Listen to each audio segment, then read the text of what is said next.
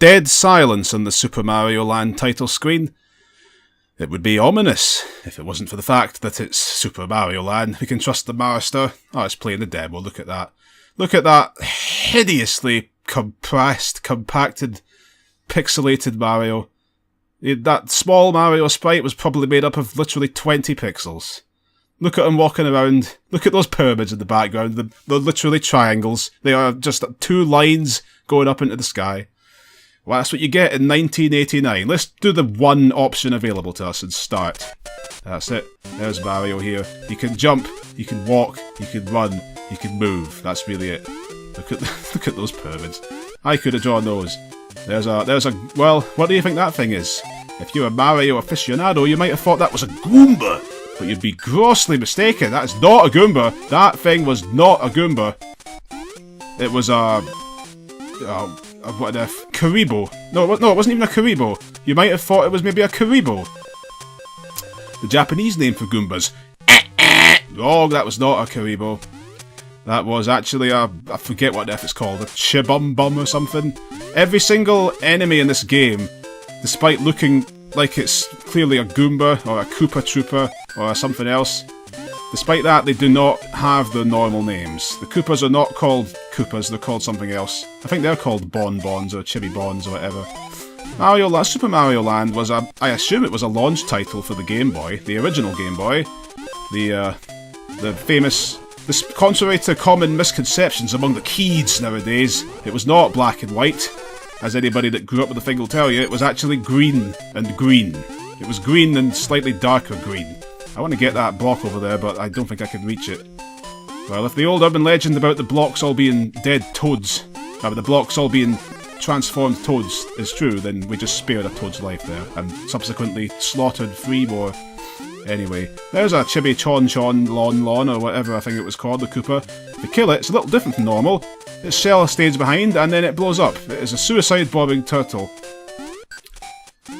So which makes between this and Lemmings, we've got a strange habit of suicide-bombing characters in old video games, but anyway, ignore that. Super Mario Land 2. This has become a controversial game in more recent years. Oh yeah, also I picked up a fire flower, except that like every other character or thing in this game, it's not called a fire flower, it's called a power ball, I believe.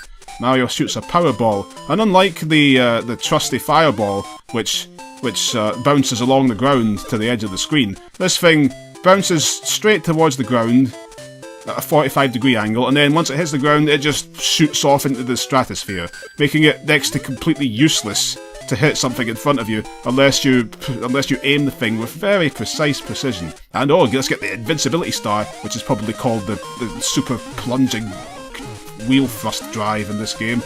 And you get the can to accompany you while you destroy enemies. I guess that the music budget must have ran out, and so they had to just take some stock music. There's flies. Oh, gotta check all the pipes. Anyway, you might have gathered from the pyramids of the background, if you could even tell those are pyramids, and this bootleg bargain bin knockoff Sphinx there, we're in some kind of Egyptian land. Which is curious, a bit different from Mario, isn't it? It's shockingly unusual for Mario. Why? Because we seem to be in a desert world and it's World 1, not World 2. Very strange. But why are we here? Why is Mario in this mysterious place? Well, I'm glad you asked, because it just so happens that I know the reason why he's here. The plot to Super Mario Land is quite an interesting beast, very reflective of Super Mario Land itself. The enemies have got bonkers names, and they're weird. The physics are weird, the mechanics are weird. And the setting and the plot is weird. Mario is, for once in his plumbing life, not in the Mushroom Kingdom, amazingly. He's in Sarasaland. Sarasaland. Which is, I guess, a land. And, well, the princess of Sarasaland is a woman called Daisy, who made her debut in this game. For a long time I thought that Daisy was the woman from Donkey Kong, but that's not her, that's someone called Pauline. There are 3 different love interests for Mario in this series, it seems. He certainly gets around. And, well, Princess Daisy, she came from this. She's made a comeback for some reason, in sports titles at least. I don't know why. Anyway, she is the princess, and an alien called Tatanga came from outer space, and I believe he used hypnosis hypnotic psycho powers to hypnotise the whole country, and the Mario has decided to come over to Sarasaland and save the princess and Sarasaland itself from this evil outer space alien who never appears again. Well, he appears as a boss in the sequel, except that might not even be him, I don't know. It's an alien anyway.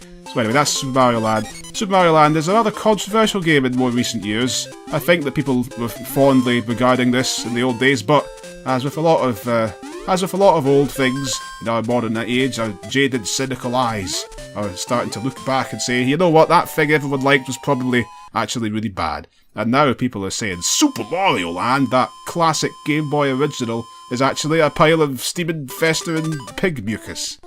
It's not worth even existing. Super Mario Land is bad, and it was always bad. That's what people say now.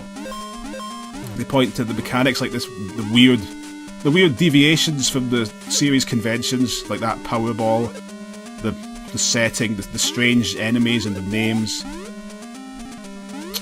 The fact that Shigeru Miyamoto didn't make this game, which is almost certainly... I avoided that, but then I got hit anyway.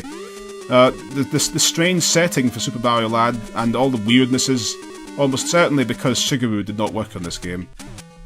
I forget who it was. I think it was Gunpei Yokoi, a man who is now dead. I believe it was him that made this. I could be more wrong though. I think though, out of all the things that this game is catching flack for in more recent years, and probably the most real criticism about this game is the physics, the controls. The Super Mario Land controls are definitely a little weird. They're very fast and frenetic. You gotta, when you run from a standstill, look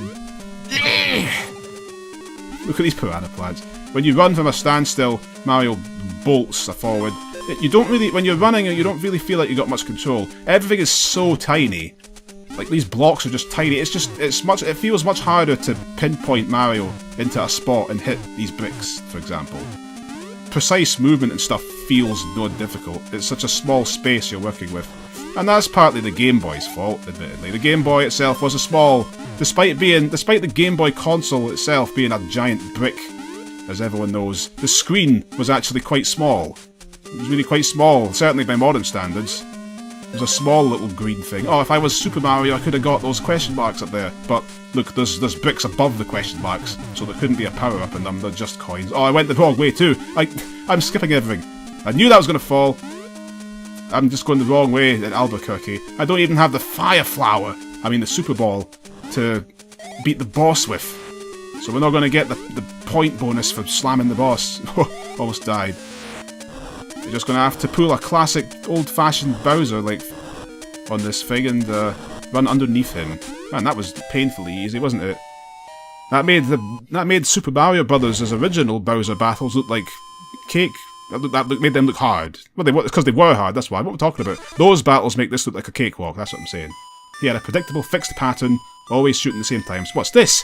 Thank you, Mario! Oh, Daisy! What? That very slow scrolling text. Oh, that was Princess Daisy, but it wasn't Princess Daisy, it was an evil fly! This is how horrible. The flies just jumped away. Didn't try to kill Mario or anything, it was just a fly. To this day, I don't know who was saying that text there. Like, who said, thank you, oh, Daisy? Was it Mario saying, oh, Daisy? Or was the word Daisy there to say that Daisy was the one that was speaking the whole time? I don't know. Anyway, whatever. There's an alien UFO right above us for some reason, with a beam coming down. I don't know what that's supposed to mean. Did Mario get teleported here? It's kind of weird. Don't you think it's a little weird that it starts with him right in the middle of that tractor beam? Am I reading too much into this? I think I'm not, for once. They must have meant something with that. But who cares? It's Super Mario Land. Super Mario. I had this game. I probably got this when I got my Game Boy. And I certainly didn't think anything was... I didn't hate it. I mean, if you wanted to grill me for an opinion about Super Mario... Oh, no! I'll take it.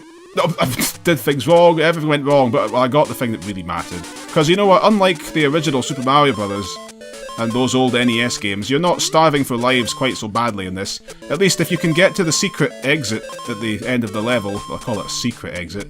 Look at all these bone skeleton fish, by the way, jumping out of the sea. They're just skeletons. They'll also have stupid names, I'm sure. You gotta watch with the tricky controls, like I was saying earlier in this. See, when you jump forward, I don't know, it doesn't feel quite right. It's timing all these platforms here is an ordeal to get over them. When you jump forward, you gotta hold back. If you hold back after you've jumped forward, Mario just comes to a stop in midair like that. He doesn't start moving backwards. Well, he does, but he comes to a stop in midair, and then, like, half a second later, then he moves backwards. It's really quite strange. Anyway, what was I saying a minute ago? Mario... oh yeah, if you wanted my opinion on Super Mario Land.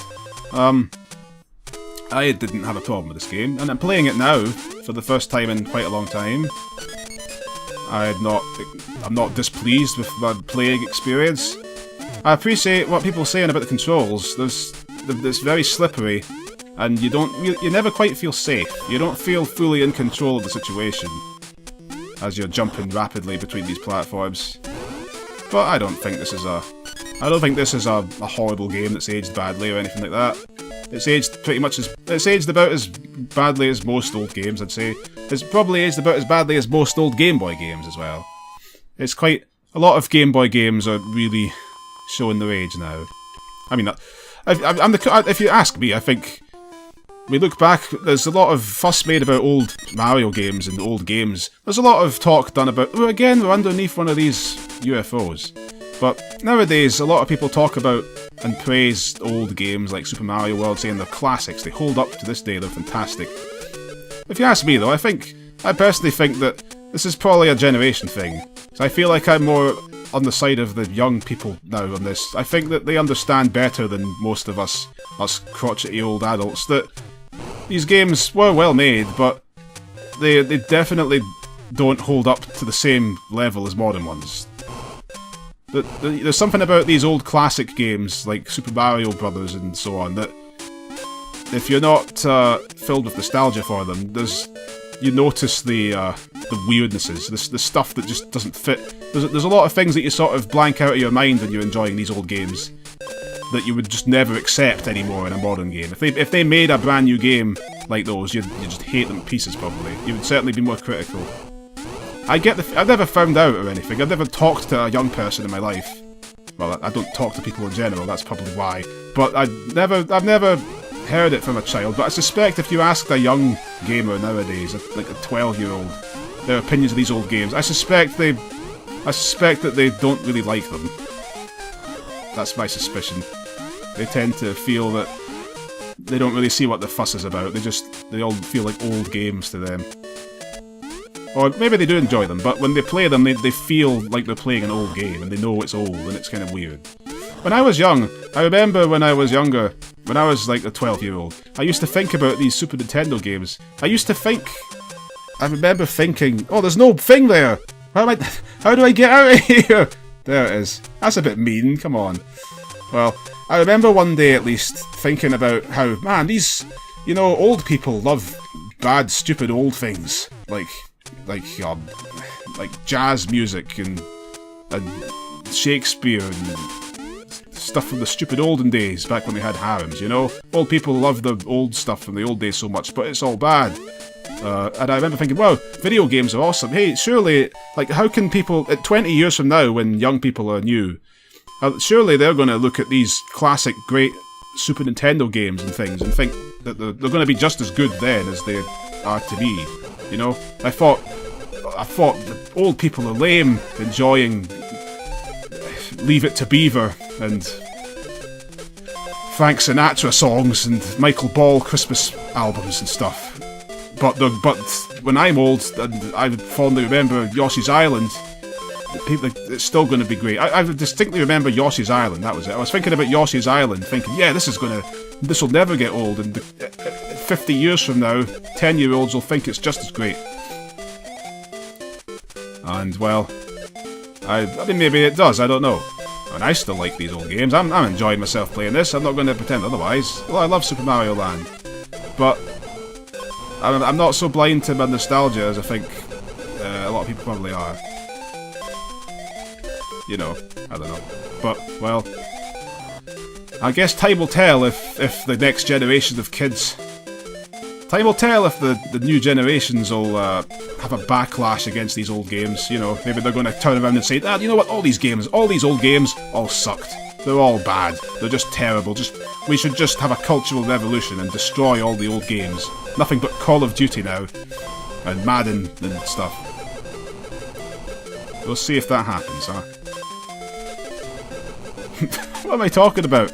Well, anyway, I should have probably mentioned what the very strange thing that's happened here is that Mario has suddenly found himself in a submarine, submarining under the water with a gun in a 2D side-scrolling shoot-'em-up, as you do. A bit of a weird gameplay transition, really. But that's what you get with Super Mario Land. It's a very, very strange game. Of course, it was made in 1989, this was made, 4 years after Super Mario Bros., just 1 year after Super Mario Bros. 2. And remember that game was very weird compared to the first Super Mario Bros., so maybe a lot of the weirdness of this game is really just how Mario himself was still kind of young then. He was still finding his feet. They hadn't quite settled on what kind of stuff to do with Mario. That might have been it. Although a lot of it might have been to do with Shigeru Miyamoto not making this game, like I said. I don't know what Shigeru thinks of this game. I've got a feeling maybe he doesn't think too highly of Super Mario Land. Because as they say, Wario was invented in Super Mario Land 2. Mario's famous rival, Wario. And Shigeru really doesn't want Wario having anything to do with Mario. I think they say that Shigeru doesn't like to have anything in his series that he didn't create. So all the stuff from these games he doesn't want in his games. Except Daisy came back, so I don't know how much you can believe that. Oh well. Getting back to what I was saying about the kids rebelling against the old guard of games. I'm just imagining if maybe one day, say 20 years from now, we're going to get... Is the culture going to suddenly shift and suddenly everybody hates Super Mario World? Super Mario World? Garbage. Sonic the Hedgehog 2? The piece of trash. It's awful. Oh, I mean, there's people probably saying that now as well. But pretty much every single Sonic the Hedgehog game in existence has a hate base. And that hate base is most of the fan base of Sonic. It's very strange. That's Sonic for you. And what else? Well, I don't know. We'll see. Oh, I'm glad that duck worked. I was afraid that wouldn't work. They're the Bullet Williams. Oh yeah, also, we're in World 3, Easter Island world. There's a bunch of Easter Island heads, Moai heads, scattered around. I don't know what the deal about those things. There's also those rocks with arms running around, rocks with wings flying around, of course. Oh yeah, did I mention we're halfway through the game as well? Yeah, that's right, halfway through Super Mario Land. There are 4 worlds.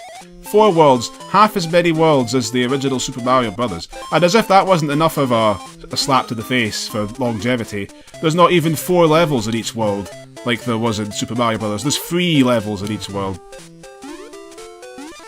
It's pretty pathetic, really. It's kind of surprising looking back how we put up with this. This game takes half an hour to beat. This game is extremely short. And don't be under any illusions, children. Games weren't cheaper back then than they are now. That's not how they justified these short games. Oh no. Games were more expensive back then than they are now. Believe it or not. Super Mario Land here probably cost about £40. I've got an old... People don't believe me about how expensive old games used to be. I've got a piece of proof. There's a video game, an N64 game called Mystical Ninja starring Goemon, which I have the box for that, and I got the sticker on it to this day, the price tag, and it's $59.99. £60. That is something like $90 for that game. But granted, even that actually was one of the most expensive games I ever bought. I remember thinking, why on earth does this cost so much? But even then, it was still just, I think, £10 more expensive than normal. I think £40 was your average price for a game, maybe 50 or 40. That's something like $60 to $70. Back in the old days. So yeah, they made these really short games, cost a fortune, and that is the reason, they say that's the reason why they were so devilishly hard. The reason for the high difficulty level of classic video games is because they wanted the kids to be playing their game for as long as possible, so the parents could do the dishes without getting disturbed. there's a lot of weird quirks to Super Mario Land. One thing that I've also not mentioned is when you kill some of the enemies, like that one, it lies there for a second, then it just makes a weird noise and jumps off the screen. It's strange. That's just weird. Why did they even do that? They could have just had it, like, look, you kill it, it's right there. They could have just had it disappear, just disappear after a second. No, it leaps to the side and goes off the screen and makes a weird noise. Why? Oh, there's more than one Super Ball is necessary to beat those spiders. Oh, come on. Hey, look up there. What's that? Must be a secret. How do I get there? How do I... You know what? This game is short enough as it is. I'm gonna kill myself and find out how I get up there. Must be one of these pipes, surely. I like the pipes as well. Everything has to be just a little bit weird in this game. The pipes too have got these lines in the middle of them. Those lines going along the ways in the centre of the pipes. They're just not in normal Mario games. I'd like to know whose idea it was to have the suicide Koopas as well. It's not enough to have Koopa Troopas, let's make them blow up and kill you if you stand on them for too long. What is going on? What am I missing? Why am I not able to... I want to get up there. I must have missed a bit earlier on where you can jump up to the roof or something. But you can get up on top of there, just like in World 1-2 of the original Mario. What? It's got to be here, surely. Aha! Aha! That's where I get me by myself. I did it! My Sherlock Holmes detective skills have paid off. Okay. I hope there's something interesting in here. Oh, there's nothing. I can't even go down. Well, let's jump. No! Oh. Oh no! What a disappointment, Mario Land. There was there was nothing up there. Why was there nothing in the pipe? Right, I've got to try this again. I'm going to try and... Oh, no, it started midway. Rats. I was going to try getting back up there again and seeing what happens if I jump. If I successfully jump along up there. Wasn't there a mushroom in one of these? Oh well, I don't think there was anything on this roof. That was really disappointing. Why put a pipe up there? If there's... Also, I'm pretty sure I should have died right there. But, no, well, yeah, I should have died there. That was karma decided to cash in its check there. It was a little bit late to the bank to withdraw, but it got me in the end. No, brother, this is all... I was talking about this game being easy, but well, this is kind of what I was talking about with the physics. That's right, I'm going to blame the controls. Makes the precision platforming quite hard. Like, yeah, like trying to hit that Koopa Trooper, it's just hard. It's hard to land Mario on a precise spot when you need to. It's way too easy to overshoot a platform like that. If you're trying to fall from a higher platform to a lower one, it's very easy to just overshoot that and fly off the edge and fall down into the pit. Right, you see, right there, I was doing a mid-air jump. I was doing a mid-air jump, and I pushed back, which normally makes Mario just push backwards in mid-air, and that normally makes Mario freeze his speed in mid-air and fall. But that one time it didn't. That one time I pressed back, and he immediately started moving back, which almost cost me a life. I almost fell to my death because of that. So you can't trust the controls. You can't trust the mid-air jumping controls. Which is rather bad. But they've not caused me any... I've had no trouble whatsoever up until right now. Where all of a sudden we're having to do this insanely precise platforming. Level 3-2 here is the most challenging... That was so hard, really. Seriously. That was some intense platform challenge there. Oh, 3 lives. Yeah! Yeah! I've noticed on the OST for this game, the soundtrack of Super Mario Land, you can listen to the bonus room music there, but the bonus room music goes on longer than it ever plays in the game. You're never in that bonus area long enough to hear the full tune. when Mario walks towards his power-up. It keeps going for longer than you hear it. It's like the ending music to... like the ending music to Mega Man 3, which it cuts off in the ending, but it actually went on for longer in the sound file. I feel kind of bad for the music composer. When I learned about that as a child, I thought, what? They just cut... The guy wrote this tune for the game, and they just cut it midway, and the player never hears it? I thought that was really strange. Really, really strange. But I've found out in the years since then, I found out that is not so unusual at all. Video game developers cut out all kinds of resources. Music, sprites, graphics, people's voices. They cut all sorts of stuff out of their games that they get people to make. It's pretty weird. I don't know how it even works. Do people get paid for how much stuff they produce, or do they just get paid for the hours they did? Because there's games where they don't even use half of the soundtrack that the composer wrote all this music for the game, and then they just don't even use a lot of it at all. I wonder what the deal is with that. How do they pay the composer? Because it seems kind of unfair if they pay him just for the amount of days he worked or whatever, you know, a 9-to-5 job. They pay him the same amount as he would have done if they'd used his music. Just something seems unfair. Anyway, what have we got here? Well, we're in the Easter Island Head Temple that exists on Easter Island, I guess. I've heard of Easter Island, I think most people have, but I don't know any details about it really. There's just a bunch of giant face statues there. I used to think that it was a mystery where the island, where these statues came from. Nobody knew where they were from, but no, apparently they do know. The explorers met the people that lived there when they got there, but I'm guessing that they murdered them all, like they always did. And so that's why there's nobody there anymore. I'm guessing that's the story. I don't know. I wasn't entirely sure if he was going to die. He did. That was the evil Easter Island Head. One of the bosses. I don't know if Tatanga, the evil alien Tatanga that has taken over the kingdom, I don't know if he brought these bosses with him. That Easter Island Head, did he bring him along? That Sphinx in World 1. The Seahorse in World 2. I just remembered something else. Mario's submarine is called the Sub-Pop, I think. The something Pop.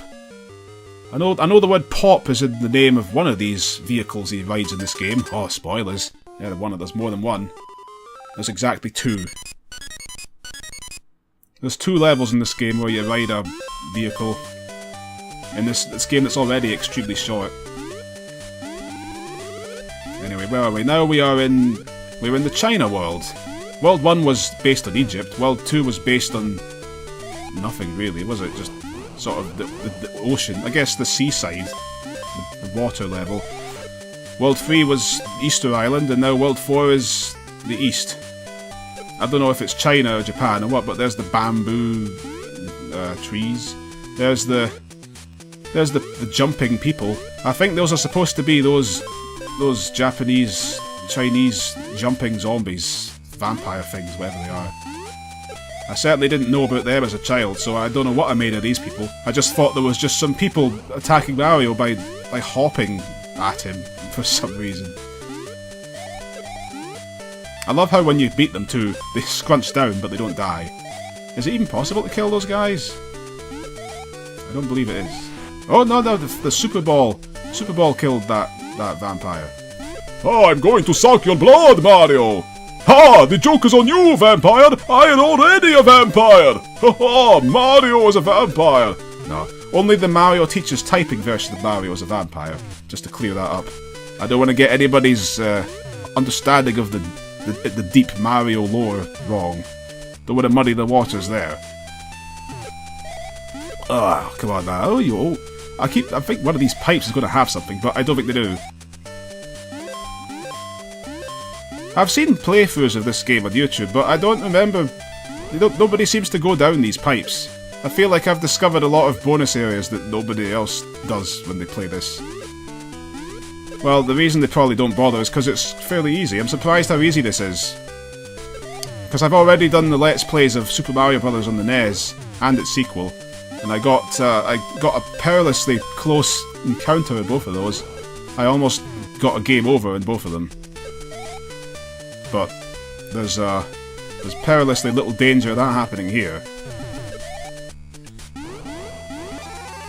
Fire flower. Look at all the blocks up here. Just all these many blocks. I'm forgetting to keep trying the pipes, even though I know that there's nothing in them.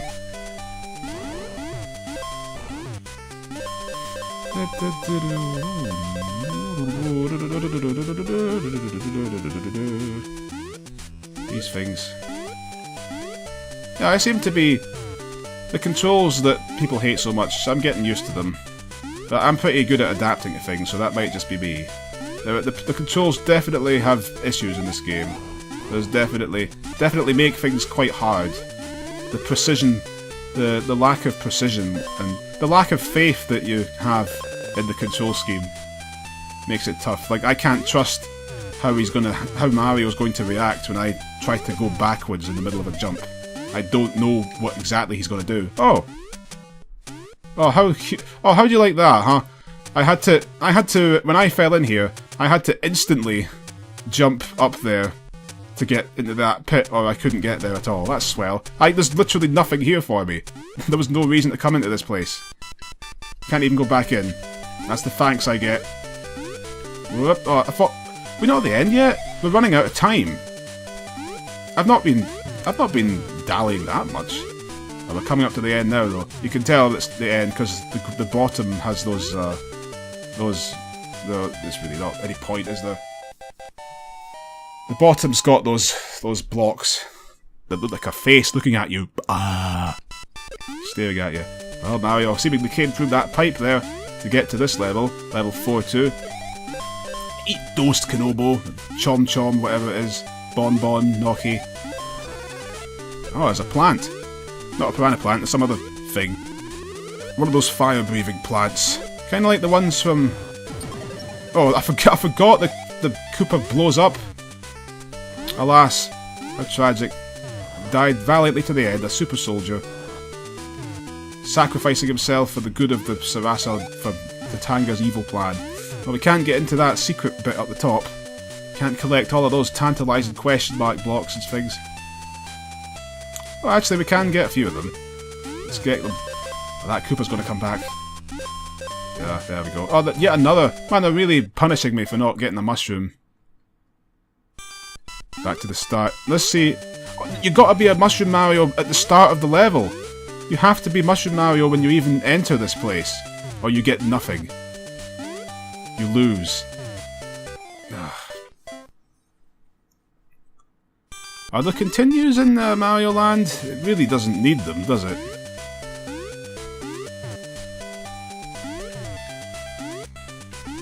But neither do I. Hey, yeah. If you've got the super... Oh, I thought I was going to get hit there. Those fireballs are definitely clipping through Mario's sprite. I'm getting very lucky with this. If you've got the super ball, you can kill these balls. Oh. Hey. Oh man, yeah. Yeah, that was uncomfortable, that. Making those jumps just felt very... I felt very vulnerable. Yeah, that right there.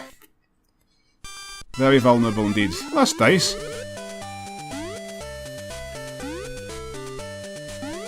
You feel like a little child that's just realised they've lost their parents in the supermarket. I was just jumping along there, and then suddenly I find myself jumping between two platforms, and I don't know, what am I doing? Where am I? I'm dead forever. My parents will never find me now. I remember one time as a child, I ran... I was at an arcade as a child. Oh, in this seaside resort. A seaside arcade place with the beach beside it and things. And we were heading for our car. And I decided to just take a shortcut to the car. And, through the arcade itself instead of along the side of it. And I made it to the car. And then, for some reason, I suddenly started panicking, thinking, I've lost my parents. They'll never find me. I'm going to be lost for all eternity. I'll die in the streets. I don't know how to survive. That's how I reacted. It didn't seem to cross my mind that if I just stood at the car, they'd obviously get there. That's where we agreed, that was where we were heading. That was a bit of a weird one. Another weird one, though, was the time when I was in a supermarket, and I was with my dad, and we'd gone into one of the shops, and I'd gone there to look at video games, big surprise. I'd gone over there with my dad, and I went with him over to the back of the shop, and I started browsing the games in the aisles there, while he was there. And I just stood there, looking at these games, eyeing them up. And then a while later, this other man appeared beside me and said, "Excuse me, kid, are you Mr. X?" I said, "Yeah, I am. What's the problem?" That was my accent when I was a child. And he said, well, I don't remember what he said. He said, "Come with me." He took me with him, and my parents were standing outside the shop. And they were really upset and afraid and stuff, and they'd lost me. And I was baffled because I hadn't lost them. I had no idea what happened. I had just been standing there the whole time. I think my father just was absent-minded and forgot that I was there. I think he'd just walked out of the shop and forgotten that I was supposed to be with him. I don't know what there happened. It wasn't my fault, that's for sure. I always remembered that. Looking back on that, though, that's kind of creepy. Oh, by the way, this is the second vehicle level. No, instead of a submarine, we're in a plane, which makes absolutely no difference to the gameplay, but it's a plane. And so, what was I saying? It's a little disturbing, actually, reflecting on that story now that I'm older. That's a little disturbing, really, because this guy that walked up to me said, "Excuse me, are you this person?" And he just took me with him. I didn't question him. I thought, okay, whatever. The security guy, I assume. I don't remember. He didn't have a uniform on or anything. But even if he had, that's exactly the sort of thing that these tricky people do. You know, to children. He just might have overheard my dad saying my name, and then when my dad walked away, he'd just walk up to me and said, "Excuse me, person, I'm going to take you to meet some puppies in the back of my van." That was quite fortunate that went the way it did. That he was a real person, because I was clearly naive enough. That encounter proves that I was obviously naive enough to have fallen for that trickery from tricky people. Bit chilling to think about, but oh well. Well, it's not. I doubt any of those tricky people are going to try and get me in the backs of the vans now. I suspect I don't appeal to them anymore. Anyway, right, now, this is the, we've reached the end of the final level of the game, and our boss is this cloud thing. It's a cloud. It's hard to see through that cloud. Maybe I can get rid of it. Get the hint? We got rid of it. That's the end of the game, right? What's going on? Why is the timer still going? Why is the musicking?